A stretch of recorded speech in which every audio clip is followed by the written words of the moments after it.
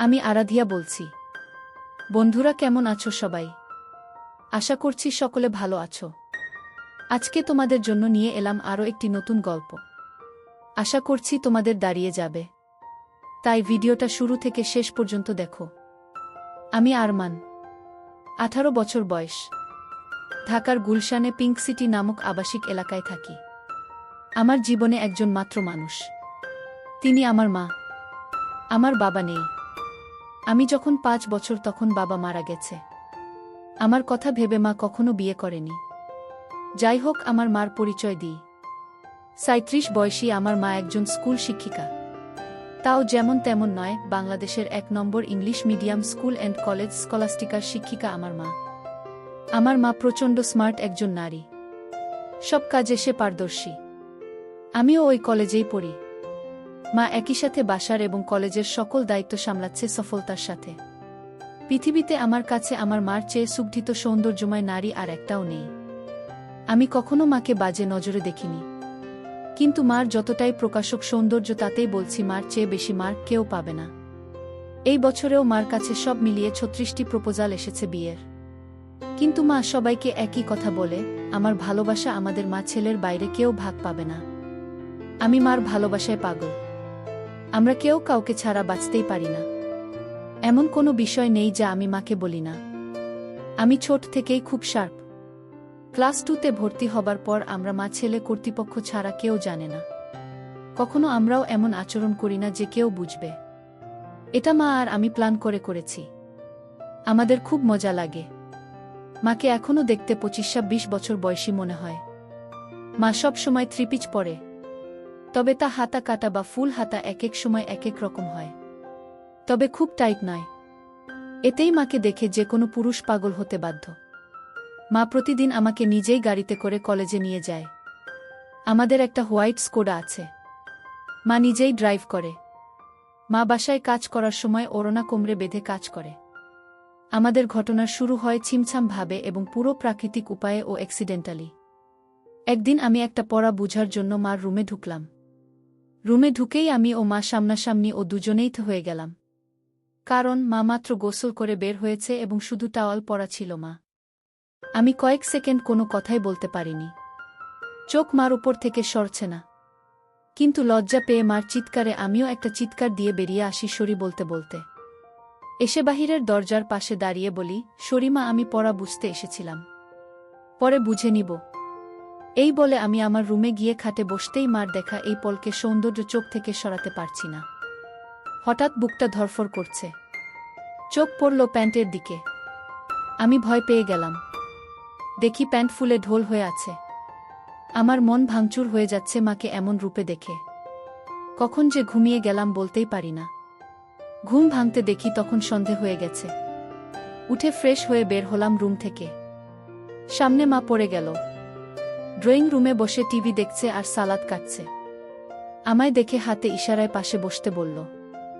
আমি বসলাম। মা একটা হাতাকাটা ব্রাউন সালোয়ার কামিজ পরা ছিল। সুন্দর লাগছে। কিন্তু মার চেহারা দেখে মনটা ভেঙে গেল। আমার সর্বতুল্য মাকে নিয়ে কি সব বাজে চিন্তা করেছি আমি, ছিছি। হঠাৎ মার ধাক্কায় সম্বিত হল। আম্মু, কি হলো বাবা? কি ভাবছিস চুপ করে? আমি, না আম্মু কিছু না। তোর জন্য বিরিয়ানি রান্না করেছি, আয় খাবি চল।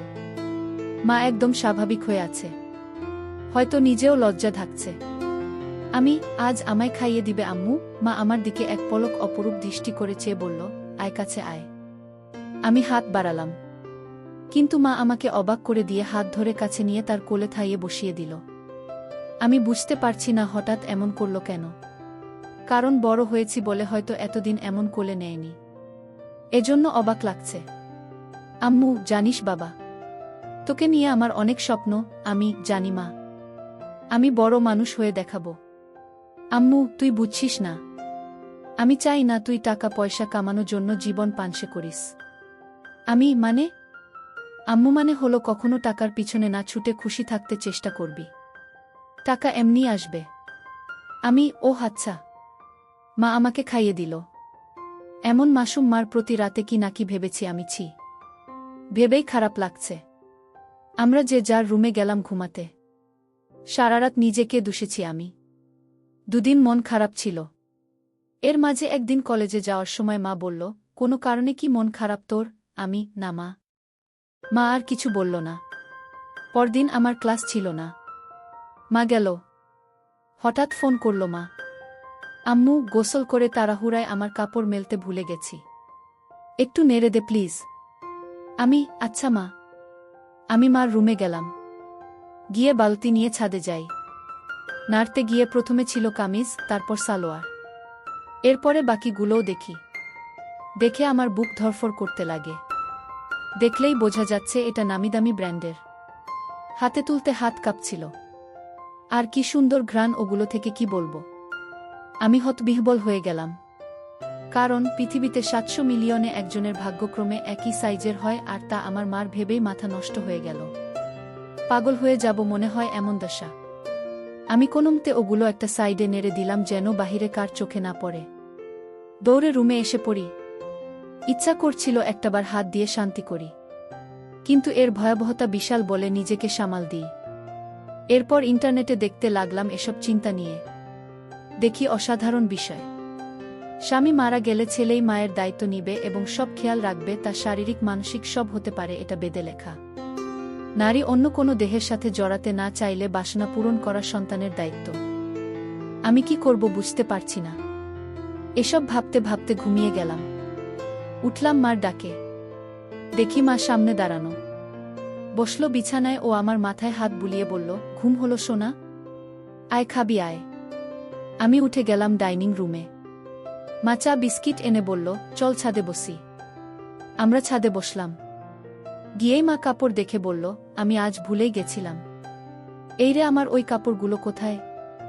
আজ কি ধুইনি নাকি? আমি, না মা, ওই পিছনে আছে। এমনভাবে বলল যেন ছেলের সামনে এগুলো কোনো বিষয় না। মা সব কাপড় তুলে হাতে নিল। আম্মু, গরমের ছুটিতে দিয়ে দিল। বলো কোথায় যাবে ঘুরতে? আমি, আমরা তো বাসায় সময় কাটাই না। চলো এই ছুটি বাসায় নিজেদের সময় দিই। মা অপলক তাকিয়ে আছে আমার দিকে। আমি, কি মা? ভুল বলেছি। মা আমার গালে হাত বুলিয়ে বলল, কোনো ভুল বলিস নি সোনা। তুই অনেক বড় হয়ে গেছিস বাবা। Love you baby. বলেই মা আমায় জড়িয়ে ধরল। এটা অবশ্য সব সময় হয়, কিন্তু আজ ভিন্ন একটা ঘ্রাণ আসছে মার গায়ে। এটা মমতা আর কি একটা ভিন্নতা বুঝলাম না। তো পরদিন আমি টিভি দেখছি আর মা ঝাড়ু দিচ্ছে। আমি দেখলাম মা আজ ওড়না পরেইনি, আর ঝাড়ু দেওয়ার সময় সব ঝলক দিচ্ছে। আমি জানি না কেন চেয়ে চেয়ে মাকে দেখছিলাম। হঠাৎ একবার আমিও মার দিকে তাকালাম, মাও তাকালে, চোখাচোখি হলো। আমি খুব ভয় ও লজ্জা পেয়ে গেলাম। মা না জানি কি ভাবছে। আমি আর তাকালামই না। ভয়ে ভয়ে আছি, কি যেন বলবে আমাকে। এমন সময় কাজ শেষ করে এসে মা পাশে সোফায় বসল, আমার গা ঘেঁষে আমার কাঁধে হাত রেখে। আমি ভয়ে কাঁপছিলাম। মা বলল, আরে কি দেখছো এসব? চলো রেসলিং দেখি। তুমি দেখো না? আমি অবাক হলাম। আমি রেসলিং দেখে না। আমি মাথা নেড়ে না বললাম। মা বলল, বিয়ে ম্যান, এ যুগে রেসলিং দেখো না তা হয়? দাও রিমোট দাও। মা রিমোট নিয়ে চ্যানেল পাল্টে রেসলিংয়ে দিল। আন্ডারটেকার আর ট্রিপলিচের খেলা চলছিল। মা এত মজা করে দেখছিল যে আমিও কেমন ঘুলে মিলে গেলাম। হঠাৎ করে আমায় বলল, তোমার কাকে পছন্দ? আমি তো দেখি না। কিন্তু আন্ডারটেকার। আম্মু, এই তো আমার ছেলে। সে খুব জোস। আমি তো হয়ে গেলাম। মার প্রতি একটা কৌতূহল হলো। মাঝে এনবি ও মার্গারেটের লাইভ হবে এটা বিজ্ঞাপন দিল। আমি মনে করেছি হয়তো মেয়েদের খেলা দেখবে না আমি সামনে থাকায়, কারণ মেয়ে খেলে ছোট কাপড় পরে। কিন্তু মা আমায় অবাক করে দিয়ে আরও গা ঘেঁষে বসে বলল, এবার মজা হবে। বলেই জুস আর পপকর্ন নিয়ে এলো। আমি উঠে যাচ্ছি লজ্জায়। মা আমায় থামিয়ে বলল, আরে বস, মজা হবে এদের খেলায়। আমি, মার্গারেট আর তুই এনিবি, ঠিক আছে? আমি, আচ্ছা। খেলা শুরু হলো। দুজন ছোট ছোট সেট পরে এসেছে। মা বেশ মজা করে দেখছে। আমি শুধু মাকে দেখে অবাক হচ্ছি। মাঝে এর দিলে মা তখন আমার দিকে ফিরে আচমকা বলল, তুমি আমাকে বন্ধু মনে করো? আমি হঠাৎ একথা শুনে অবাকই হলাম। আম্মু, অবাক হবার কিছু হয়নি। উত্তর দাও সোনা। আমি, আমার আর কে আছে তুমি ছাড়া? তুমিই তো আমার সবকিছু। আম্মু তাহলে একসাথে মায়ের সাথে ফ্রি হতে সমস্যা হচ্ছে কেন গাধা? এটা জাস্ট খেলা। আমি আসলে ওরা ছোট কাপড় পরা, তাই মা ছেলে একসাথে এসব দেখা, এজন্য লজ্জা লাগছে। মা হাসতে হাসতে শেষ। আম্মু, আরে বোকা ছেলে, আমি না তোর মা? লজ্জা কিসের আমার সাথে? এগুলো অনেক আগের মূর্খ সমাজে চলত, এখন না। শোনো, আমরা মা ছেলে ছাড়া আর কেউ নেই আমাদের জীবনে। আমরা চিল করব না তো কে করবে বলো? আমি মানে আম্মু, মানে আমরা একসাথে এগুলো দেখলে কিছু হয় না। আর এগুলো পড়ার জন্য এমন লজ্জা কেন? তুই পড়িস না নাকি? আমি আম্মু, আমিও তো পড়ি। তাতে কি হয়েছে? এসব উল্টপাল্ট কথা বলবি না। পোশাক কখনো মানুষের স্বভাব থাকে না। মনে বিষ নিয়ে যদি বুরখা পরে ঘোরা হয় তাহলে বুরখা পরার কোনো মানে নেই। এটা মাথায় রাখবি। আমি মাথা নাড়লাম। এরপর খেলা শুরু হলে দেখা শুরু হলো আমাদের। হঠাৎ মা বলল, চল বাজি হবে, আয় দেখি কে জিতে। আজ মার্গারেট জিতবে। আমিও আর লজ্জা না পেয়ে মাকে সঙ্গ দিলাম। আমরা রক্তহিম করা খেলায় শেষে আমিই জিতে গেলাম। পুরো 5,000 টাকা জিতলাম আমি। কিন্তু মা একটুও মন ভারী করল না। আমি, বাহ, বেশ টাকা আয় হলো। মাঝে মাঝে এমন হলে বড়লোক হয়ে যাব। আম্মু, তা তো হবেই। তবে জিতলি, কি খাওয়াবি বল? আমি, তুমি কি খাবে? আম্মু, তোকে খাবো। আমি, আম্মু, আরে বোকা, এমনি বললাম। আচ্ছা, আমি ঘেমে গেছি, যাই গোসল করে আসি। মা গোসল করতে গেল। আমি টিভি দেখছি। হঠাৎ শব্দ মার গলার। আমি দৌড়ে যাই মার রুমে। গিয়ে আবার্থ হয়ে গেলাম। আজ সে দিনের মতো নয়। কিন্তু আজ মাকে সম্পূর্ণ ভিন্নতর দেখলাম। আমি হাঁ করে তাকিয়ে আছি। আম্মু, কিরে, কি দেখিস? অবাক হয়েছিস না? আমি মাথা নেড়ে হা বলি। কিন্তু এত টাইট যে?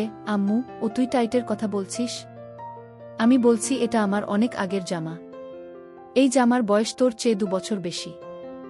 আমি, কি বলছো এগুলো? ওয়াও আম্মু, হ্যাঁ ওয়াও। সুন্দর না? নাকি খারাপ লাগছে? আমি, খারাপ লাগে তোমার ভূত। একদম পরি লাগে আমার মাকে। আম্মু, কিন্তু আসলেই অনেক দিন বলে টাইট হয়ে গেছে, কেমন যেন লাগছে। আমি, যদি কিছু মনে না করো একটা কথা বলি মা? আম্মু, হ্যাঁ বল। আমি, তোমাকে টাইট ড্রেসেই ভালো লাগে। কেন যে সবসময় আলখাল্লা পরে থাকো বুঝি না। মডার্ন যুগের এত ভাষণ আমাকে দাও আর নিজে সেকেলে। মনেই হয় না ইংলিশ মিডিয়ামের টিচার তুমি। আম্মু, হাহা, আমার বদমাইশ ছেলে। আয় বুকে আয়। আমি, ইদানিং তুমি চেঞ্জ হয়ে যাচ্ছ যে, খুব আদর সোহাগ করছো যে। মা আমায় ছেড়ে দিয়ে মুখটা মলিন করে বাথরুমে চলে গেল। আমিতে ভয় পেয়ে গেলাম। কি বলতে কি বলে দিলাম। একটু পরে মা আবার আলখাল্লা পরে হাতে ওই জামাটা এনে আলমারিতে রেখে ধপাস করে বন্ধ করে নিচে কিচেনে চলে গেল। আমি কি বলবো বুঝতে পারছি না। আমিও পিছনে গেলাম। বললাম, মা রাগ করেছ? সরি মা, আর এমন বলবো না। মা কথাই বলছে না। আমি পিছনে ঘুরছি, কিন্তু মা পাত্তাই দিচ্ছে না, শুধু চোখে পানি ভরে কাজ করছে। কিচেনের জিনিসে রাগ ঝাড়ছে। টেবিলে খাবার দিয়ে মা উপরে যাচ্ছে। তখনই আমি মার পায়ে পড়লাম ও বললাম, আর কখনো এমন বলবো না মা, ক্ষমা করে দাও। কেঁদো না মা, তুমি ছাড়া আমার আর কে আছে বলো? মা কেঁদে দিয়ে আমায় জড়িয়ে ধরে বলল, আমিও তো তাই বলছি। তুই ছাড়া আমার আর কে আছে? তোকে আদর সোহাগ করব না গো কাকে করব? তুই তো আমার সবরে পাগল। আমি, সরি, আর হবে না মা। আম্মু, আমি সবসময় তোকে ভালোবাসি বোকা। আর এমন বলিস না। আমাকে প্লিজ একা করে দিস না তোর বাবার মতো। আমি, না মা, আমি তোমার সব কথা শুনবো ও মেনে চলব। আমি, আমারও সব কথা মানতে হবে তাহলে? মা মুচকি হেসে চোখ মুছে বলল, তাহলে ওই ড্রেস পরে এসো আর আমাকে খাইয়ে দাও। মার মুখে উজ্জ্বল হাসি। মা রুমে গিয়ে মিনিটে চলে এলো ওই ড্রেস পরে। আমি বললাম, তোমায় একদম ক্লাস 10-এর মেয়ে মনে হয় মা। যে কোনো কাপড়েই বোঝাই যায় না তোমার বয়স 37। মা মুচকি হেসে আমায় নিয়ে বসে খাওয়াতল। তারপর আমরা যে যার রুমে গিয়ে ঘুমালাম। এভাবে মা আর আমি আর কিছু না করে ছুটি শেষ করলাম। ছুটির পরে আমাদের কলেজে একটা সাংস্কৃতিক অনুষ্ঠান হয়। সবাই নাম দেয়। আমিও নাম দিই গানে। আমরা পারফর্ম করি, অনেকেই অনেক রকম করে। মেয়েরাও পারফর্ম করে ড্যান্সে। হঠাৎ একটা ড্যান্স চালু হয়। দেখলাম কয়েকজন মাঝবয়সী নারী ঘোমটাস দিয়ে স্টেজে উঠল। এরপর গান চালু হতেই ঘোমটা খুললে আমি আকাশ থেকে পড়লাম। মা লিডিং ড্যান্সার আর মারাত্মক লাগছে তাকে। মা একটা হলুদ শাড়ি পরেছে যা মারাঠি স্টাইলে বাঁধা ও নাভি বরাবর। এতেই সবার হৃদ স্পন্দন বাড়িয়ে দিল। সবাই হুররে করে অনুষ্ঠান শেষ করল। আমি আমার মা এত সুন্দর নাচে তা জানতাম না। ছেলেরা সবাই তো বলছেই, সাথে মেয়েরাও বলছে ম্যাম খুব হট। আমার খুব গর্ব হলো এটা শুনে। আমরা বাসায় গিয়ে আমি মার সাথে কথা বলছি না। মাতা দেখে বলল, কি হয়েছে আমার প্রাণ ভোমরা? আমি, ইস আবার প্রাণ ভোমরা বলছে। কখনো তো বলনি নাচতে পারো। আমাকে তো কখনো নাচ করে দেখাওনি। মা আমার কাছে সোফায় বসে গা ঘেঁষে বলল, এই যে মশাই, আপনাকে সারপ্রাইজ দিতেই বলিনি আগে। এখন আপনিও তো অবাক হলেন তাই না? আপনার জন্য এত কিছু করলাম আর আপনি যদি মন খারাপ করে থাকেনও তাহলে হয়। সরি। আমি, আচ্ছা ঠিক আছে। তুমি এত সুন্দর নাচতে পারো আমি জানতামই না। আর কি ড্রেস পরেছ তুমি ওখানে, আমি অবাক। কখনো তো এমন খোলামেলা পোশাকে দেখিনি। আম্মু, খোলামেলা কই? এত মারাঠি স্টাইল। আর খোলামেলা কি বলছো? আমাকে কি খুব খারাপ লাগছিল? আমি, নাউজুবিল্লাহ। তোমাকে আর খারাপ লাগবে তা অসম্ভব। পৃথিবীর সবচেয়ে সুন্দর নারী আমার মা, আর তাকে খারাপ লাগবে? তোমায় মারাত্মক লেগেছে মা। মা আমার গাল ধরে বলল, হুম, থ্যাংক ইউ। আম্মু, মা একটা কথা বলি? আম্মু, হ্যাঁ বল। আমাকেও একদিন নেচে দেখাবে প্লিজ? আম্মু, তুই আমার নাচ দেখবি? ভালো লেগেছে, আমি ভাবতেও পারিনি এত সুন্দর নাচ তুমি। আজ সবাই তোমার প্রশংসা করছিল। প্লিজ মা, দেখাবে বলো না? আম্মু, অবশ্যই দেখাবো সোনা। আমার পৃথিবী তুই। আর তোকে খুশি করতে সব করতে পারবো। বল কি ড্যান্স দেখবি? আমি, যেই কস্টিউম আছে তার বিচারেই যা ইচ্ছা তোমার। আম্মু, আচ্ছা তুই বস, আমি আসছি বলে মা পালালো রুমে। একটু পরে এসে আমায় পুরো চমকে দিল। মা একটা শাড়ি পরেছে যা ট্রান্সপারেন্ট মেরুন রঙের, ফলে সব উদীয়মান। দেখে আমি সোফা থেকে দাঁড়িয়ে যাই। মা আমায় এমন উঠতে দেখে বলল, এখন আমি তোর টিচার নই বোকা।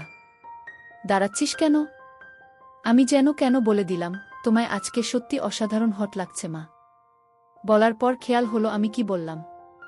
জিভ কেটে বললাম, ওফ সরি মা, আমার ভুল হয়ে গেছে, আর বলবো না এমন পচা কথা। মা আর চোখে একটা চাহানি দিয়ে বলল, আমি কি হই তোর বলতো? আমি, আমার মা। আম্মু, তাহলে এমন কেন করছিস? মা নাকি তার সন্তানের কাছে সবচেয়ে সুন্দর হয়।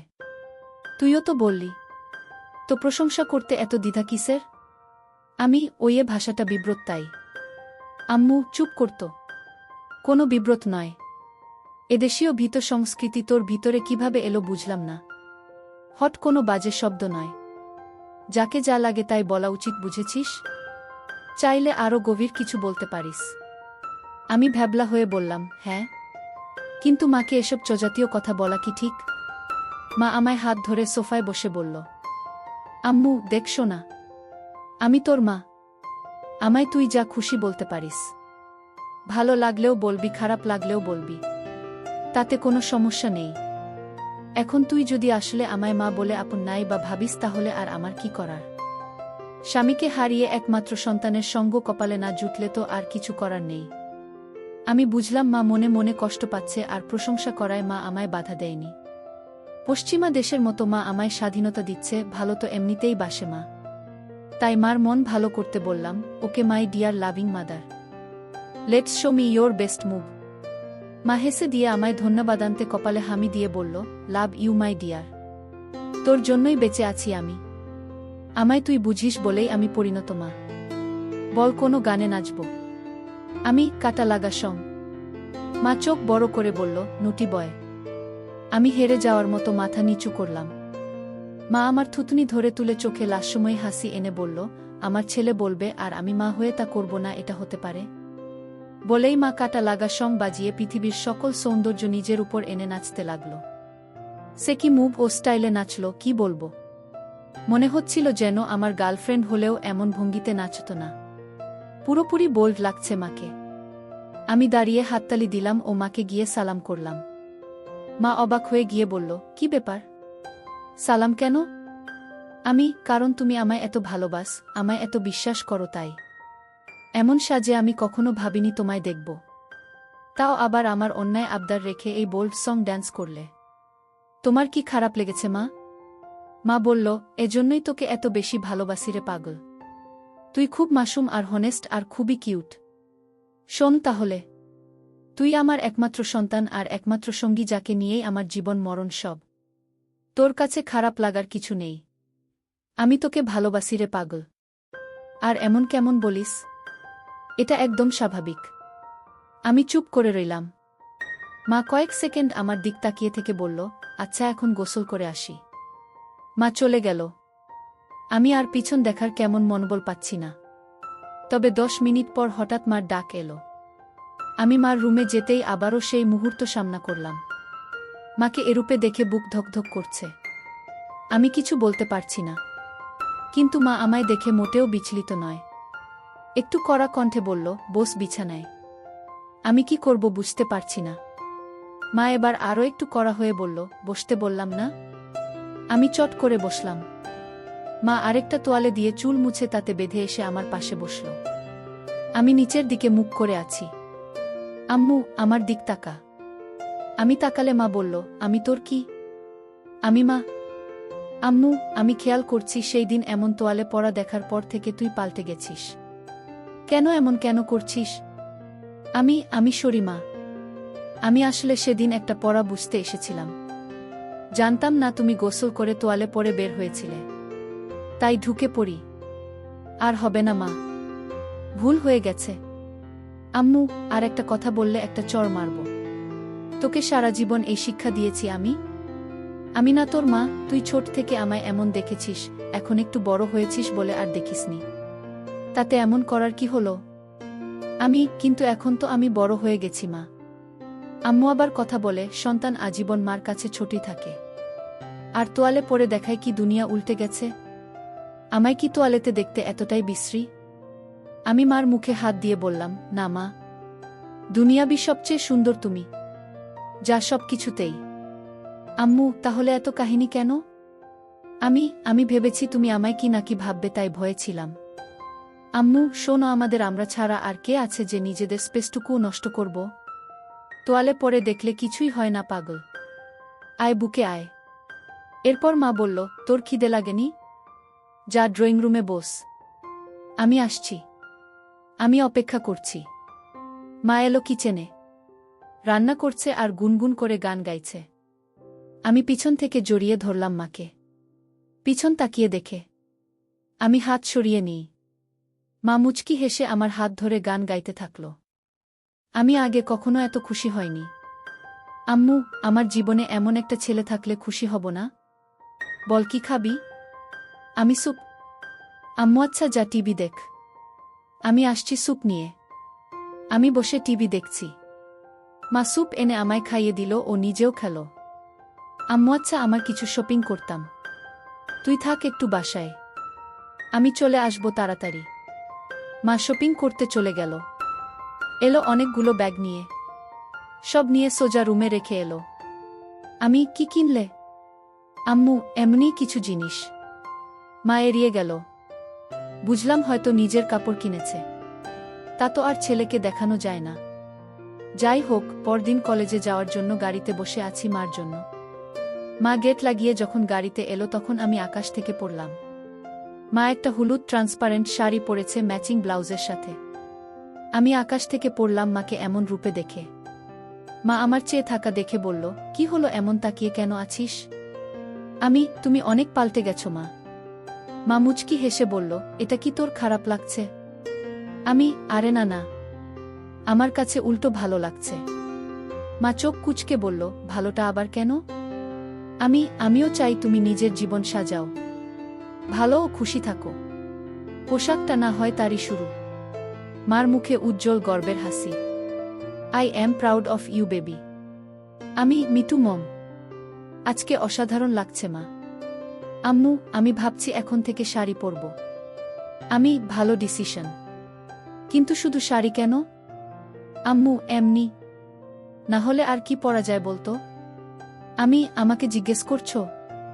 মা কাকের মতো আশেপাশে তাকিয়ে বলল, আর কাউকে দেখছিস গাড়িতে? আমি না, মানে একজন মা তার ছেলের সন্তানের কাছে পোশাকের সিদ্ধান্ত চায়, তাই বললাম। বাংলাদেশে এটা স্বাভাবিক নয়। আম্মু, আমার কাছে সব কিছু তুই। তাই আমার কমেন্ট তুই করবি। বল কেমন পরব? আমি সত্যি ফ্র্যাঙ্কলি বলবো। আম্মু, এবার চড় খাবি? সরি। আম্মু, বল। A bit of western you know. মা আমার দিকে তাকিয়ে রইল কয়েক সেকেন্ড। মার এই রহস্যঘন তাকানো বুঝি না। আম্মু, ওয়েস্টার্ন? হুম। বলেই মা গাড়ি চালাতে লাগল। কিছুদূর যাবার পর একটা ঝোপের কাছে গাড়ি দাঁড় করাল। আমি বুঝতে পারছিলাম মা কেন গাড়ি দাঁড় করিয়েছে। মা গরম গরম নিঃশ্বাস ফেলছিল। আর হাতটা আমার নিচের দিকে বাড়িয়ে দিতে লাগল। আমি বুঝতে পারছিলাম মা আর নিজেকে আটকে রাখতে পারছে না। নিজের ছেলের সাথে সেই নিষিদ্ধ কাজটা করতে চাচ্ছিল।